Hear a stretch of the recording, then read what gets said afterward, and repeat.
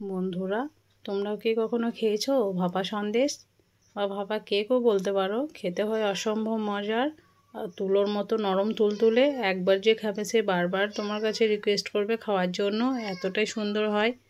তো বন্ধুরা, দেখে নাও আমার ভিডিওটা শুরু থেকে শেষ পর্যন্ত, আর আমাকে সাপোর্ট করো, আমার পাশে থাকো, আমাকে এগিয়ে নিয়ে যাওয়ার জন্য সাহায্য করো।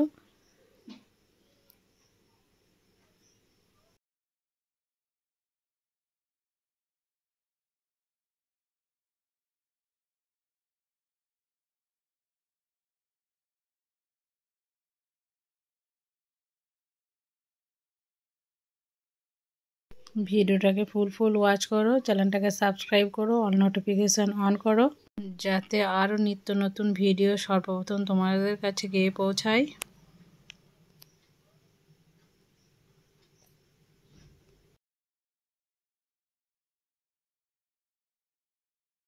তো প্রথমে আমি ছানা কাটিয়ে নিয়েছিলাম প্রায় 1 লিটার পরিমাণ দুধের। তো বন্ধুরা, ছানাটা কাটিয়ে আমি এখানে জল ঝরিয়ে রেখেছিলাম একটা কন্টেনারে। এবার একটা মিক্সিং জার নিয়েছি, এর মধ্যে আমি ছানাটাকে দিয়ে দেবো।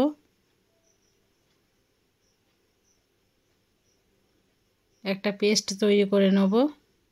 তো তোমাদের কাছে আমার রিকোয়েস্ট, তোমরাও একবার এইভাবে এই ছানার ভাপা সন্দেশটা তৈরি করে দেখবে, আশা করছি তোমাদেরও ভালো লাগবে। তো প্রথমে এই ছানাটা আমি দিয়ে দিলাম, তারপর আমি দিয়ে দিয়েছি 1 প্যাকেট পরিমাণ গুঁড়ো দুধ, টেস্টটা দ্বিগুণ করার জন্য।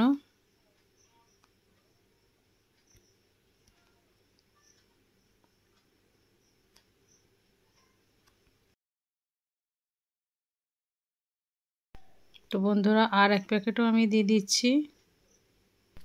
টোটাল আমি 2 প্যাকেট গুঁড়ো দুধ ব্যবহার করেছি, 5 টাকা প্যাকেটগুলো। এরপর অ্যাড করব পরিমাণ অনুযায়ী চিনি।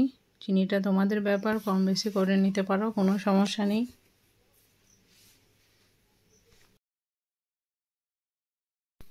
তারপরে ঢাকনাটা লাগিয়ে আমি এটাকে পেস্ট করে নেব। তো বন্ধুরা দেখো, আমার খুব সুন্দরভাবে পেস্ট করা হয়ে গেছে। দেখো এরকম করে নিতে হবে, একদম ক্রিমের মতো হয়ে যাবে।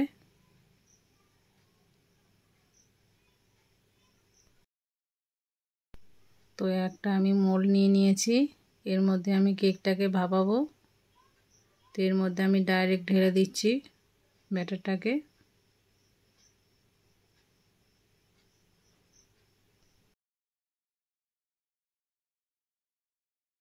একটু ড্যাব ড্যাব করে নেব।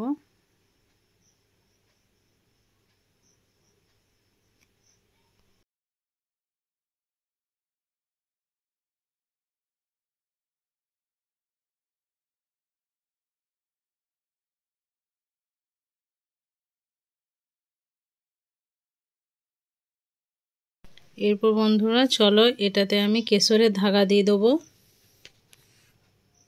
এটাকে দেখতে সুন্দর লাগার জন্য দিচ্ছি আমি, তোমাদের কাছে না থাকলে না দিতে পারো, কোনো সমস্যা নেই।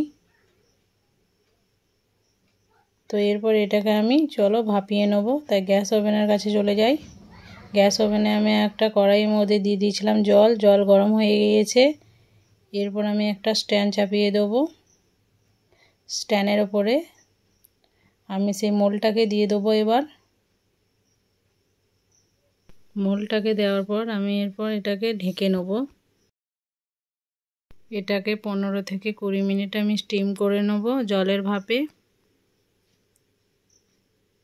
তো দেখো বন্ধুরা, আমি একটু চেক করে নেব এটাকে।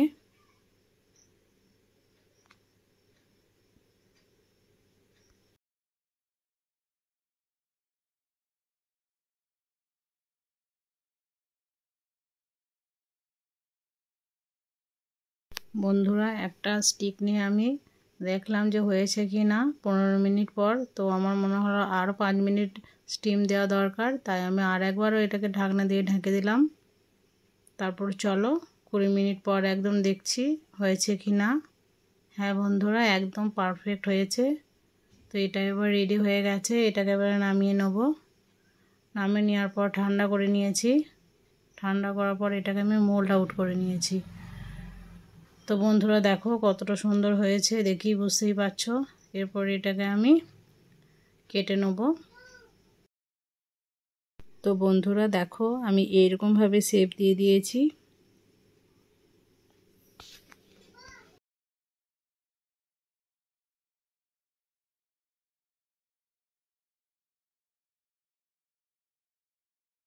তোমরাও তোমাদের ইচ্ছে মতো শেপ দিয়ে দেবে, কোনো সমস্যা নেই।